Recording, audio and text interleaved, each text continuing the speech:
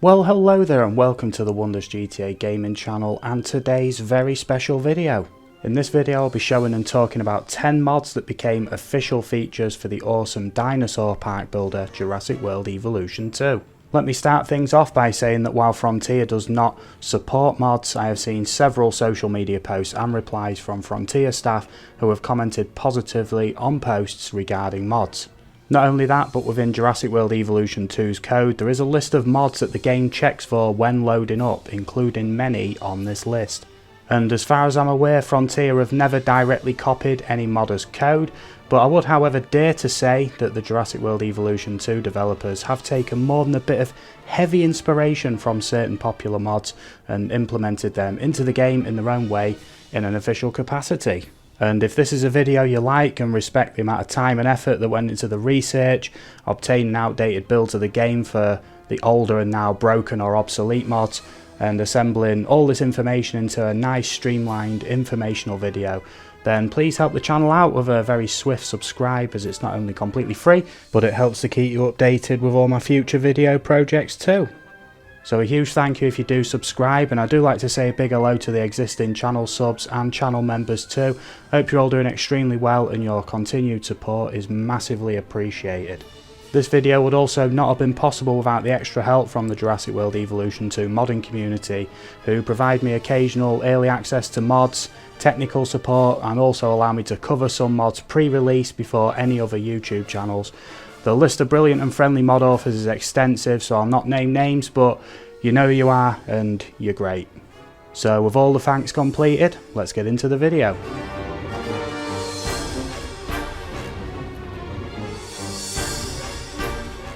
As the title of this video suggests, this is a top 10, but as you may know, not all mods were created equally. Some mods are complete overhauls of existing features or add new features entirely.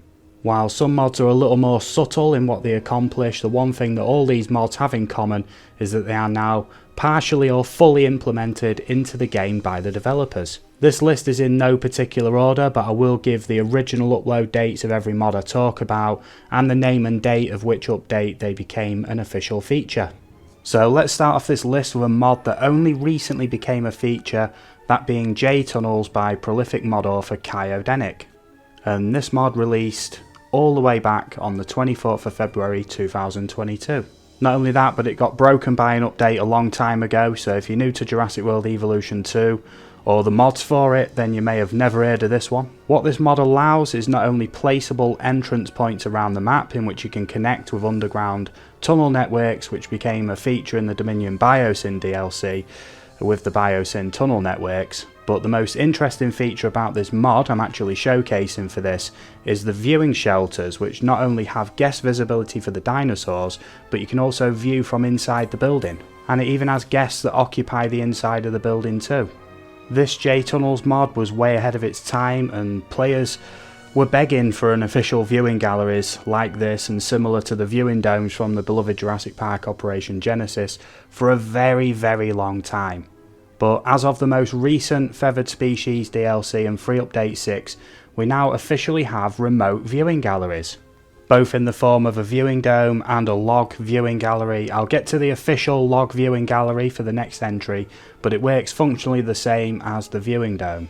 The viewing dome is connected by a remote entrance, it connects underground, has an interior view, guest dinosaur visibility, and guests that spawn inside, all features that the Jtunnels mod had over 1 year before the official implementation of remote viewing galleries. The one thing this official feature is now missing, which I'm sure a lot of people will agree, is the ability to fire food out of it to attract dinosaurs, just like in Jurassic Park Operation Genesis. Come on Frontier, we need this. Following on nicely from the last entry, we have the T-Rex Paddock Scenery Items by RadRR1985, which released on the 21st of January 2023. This mod contains all of the sections that you need to fully recreate the T-Rex paddock from the hit film Jurassic World. What's most interesting though is the inclusion of the T-Rex enclosure viewing log. which was officially added alongside the last entry's Viewing Dome in Free Update 6 on March the 30th, 2023. As I'm making this video though, this mod was broken by the latest update, so I had to roll back to version 1.6 to showcase this, and that means I'll have to show each of them one by one rather than side by side. In the footage here, this is the viewing log from the T-Rex Paddock Scenery Items pack, and this is the official viewing log. Whereas Jtunnels had correct guest visibility for dinosaurs, the modded viewing log does not. Nevertheless, it's great to see this in the game. Now all Frontier needs to do is add an official T-Rex paddock for the viewing log to go in. Next up then is one that's very near and dear to my heart, sitting at the 5th most downloaded mod of all time for Jurassic World Evolution 2. And this one is the original 100% save file by none other than myself, Wonders GTA Gaming. This originally released on the 13th of November 2021, just 4 days after the game released, and this file gets updated within 24 hours of every update. And I mean, just look at these update notes, I am on it with this mod. This file does exactly what it says and unlocks everything without exception. The reason I'm including this is because when the game first released, you literally needed to have unlocked any building, dinosaur, genome, upgrade, etc. in the game's many challenge, campaign or chaos theory modes for them to appear in Sandbox. Not only was the Indoraptor locked behind an awkward and obscure requirement on the Northwest USA challenge map, and not the Fallen Kingdom chaos theory, weirdly enough, but due to the modes taking place in different eras, many players were frustrated trying to find everything. Just a quick question, who managed to unlock the large Jurassic Park power station without looking it up? I know there was plenty. Anyway, Frontier sensed the frustration and released this feature in Free Update 2 alongside the Camp Cretaceous DLC on March the 8th of 2022. This gave players an option to unlock all dinosaurs, building and anything that needed research simply by turning off the research and expedition options in the sandbox settings menu. This could be done before starting a park or in the pause menu for existing parks, and a massive headache for most players has now been avoided.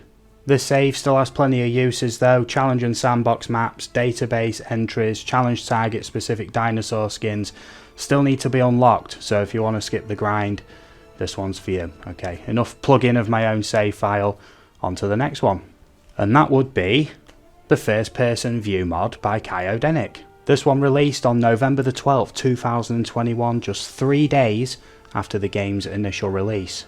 This mod also does exactly what it says, enabling sprint, crouch and night vision modes along with the ability to no-clip into buildings. The official first person mode released also allows the player to interact with buildings and has a nifty torch as well. What's noteworthy about this mod is that there was no first person mode at all in Jurassic World Evolution 1. I want to pose you a question. Do you think that the official first person mode would exist if the first person mod did not come before it? Let me know your response to this question and the same question about any of the mods becoming features in this video in the comments below. In my honest opinion, expanding further on the first person mode would be a great logical step. Please Frontier add highly requested features such as the ability to get eaten or attacked by dinosaurs while in first person, and the ability to shoot lethal and non-lethal rounds as well. That one small change will allow a whole load of challenge scenarios to be made where you have to survive. It'd add an entire genre to what's already in the game and allow players to create their own scenarios as well. What's not to love about that? Please Frontier, let's do it. For this section, in the name of keeping the video runtime down, I'll speed through a selection of mods that became features before the epic final mod becoming a feature that I'd like to talk about towards the end of the video. So real quick then, income tax in sandbox mode was a feature added with update 6 alongside the feathered species pack, but was actually part of the challenge mode in sandbox mod which released on the 13th of November 2022. Also as part of free update 6 is the ability to have all placeable foliage scenery items in sandbox, but that was already made possible by the expanded scenery mod which released all the way back on the 24th of January 2022, with multiple updates since then. This mod not only added the plants listed in the official update, but over 700 different foliage and plant scenery items, far surpassing what was seen in the update, but warranted a solid mention anyway. Expanded Sandbox is another fantastic mod, which is multi-use. and has had numerous features implemented into the game officially at several different points. In the early release of the game, all of the DFW buildings were not available. This mod made them unlocked in Sandbox so you could use them, and the later all got officially added. It also added unlimited gene modifications, which became an official feature as well later on. And the expanded Sandbox mod also introduced instant build, which first got implemented by adding a task and build time modifier which could change down to as low as 10%, but with the latest update, update 6, you can now set for many different types of buildings to just be instant build. So expanded Sandbox has at least 3 features which got turned into official features. The incredible expanded paths and fences mod contains many great things, including new fence and path types, including a path with dinosaur visibility, but we're yet to see those as official features. What it does contain, however, is an invisible fence, and as we know, the Biosyn invisible fence was added as part of the Dominion Biosyn DLC. While slightly different, it serves the same purpose of having seemingly borderless enclosures which seamlessly overlap. And last of the quickfire round is another mod called OMG Shut Up, and this is a mod that's fully customizable and allows the user to control which narrative events happen in game, meaning that you don't hear the same voiceover clips for the millionth time as you release your next dino monster into your park. And Update 6 added an option to toggle narrative events to only play once across your entire profile rather than every time you start a new mode. So with that being said, I think this will end up being more than a top 10 at this point, hence why I sped through those last few entries. As a quick honourable mention, I will quickly talk about the replacement species and new species that became official too. Trying to find which game version now runs these older species mods is awkward, so I'll fall back on my YouTube short format showcases. And make sure to subscribe for all the latest new species mods as short videos with download links. Firstly, there was a mod to replace the Lioplorodon with a Kronosaurus released on the 28th of November 2021, and just a few days later the early Cretaceous pack was announced with an official Kronosaurus. The replacement Kronosaurus mod was quickly renamed to Brachioceneus, I'm sure that's correct, to avoid any confusion or overlap with the official species. We also had the replacement Lystrosaurus, which released and is now seemingly delisted for what should be obvious reasons. Funnily enough, Jtyrannus has a new species mod, and Deinocheirus has 2 new species mods, one feathered and one non-feathered. Both the Jtyrannus and Deinocheirus released together recently as part of the official Feathered Species DLC pack. Now for a mod that should need no introduction, but I'm going to give it an introduction anyway, and that is the outstanding Expanded Parks mod by Inaki, sometimes referred to as Expanded Islands. Originally released on the 19th of December 2021, but this has been updated each time to include the new DLC maps. This mod takes the often ridiculously small and restrictive build areas and allows you to build and sculpt on a massive square portion of the map with no limits. I was a pre-release tester for this mod and I've covered every iteration of it first here on this channel. Thanks, Inaki. This mod includes an expanded version of every map in the game, including the Biosyn and Malta maps. It even still works perfectly as of the latest update, which in all honesty has been very kind to most mods, which is not usually the case. I've had so much fun with this mod. I've even made a flattened and interesting max pack suited to this mod, which has had a great reception, and when I get to comparing the side-by-side footage of my modified maps and what has been included with the official versions, I'm sure you'll be very surprised with the similarities to my map pack. When used alongside terrain tools, free build and Kai's Wii toolbox, the possibilities for building are truly opened up with this mod.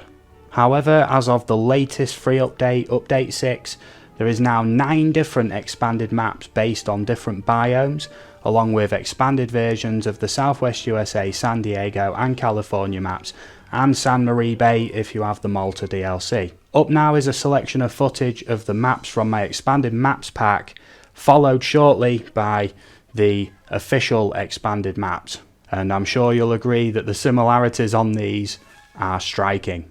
And I'm in no way claiming that Frontier have plagiarised me in any way, I'm simply highlighting similarities. And after measuring several of the official expanded maps, you get anywhere from 37.5 to 40 fence lengths compared to the 41.5 you get with the mod version. Although fractionally smaller, that is more space than most players are ever going to need to build anything in this game. And just to finish off, please Frontier, fix the zero foliage park boundaries on the maps though. I'm specifically looking at expanded Nublar and expanded Biosyn Valley, because them foliageless boundaries are no good. We need that fixing, please. And don't get me wrong, I'm under no illusion Frontier probably don't watch my videos, but you get my point. And I think that is just about it for today's video. I hope you've enjoyed this little trip through Jurassic World Evolution 2's modding history and seeing which of those mods became official features. If you know of any that I've missed, then please let me know. I always love turning any video into a two-way conversation in the comments, you know I love it. Other than that, I hope you have a great day, and I hope to catch you all for the next video. So farewell and bye bye.